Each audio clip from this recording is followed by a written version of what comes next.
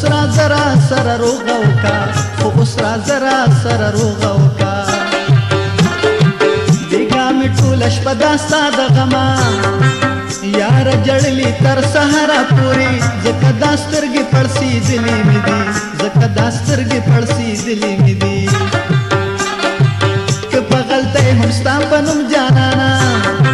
دا ځل زما دا ژبه وخوځېده قسم د یاره چې کینچي به یې کړم قسم د یاره چې کینچي به یې کړم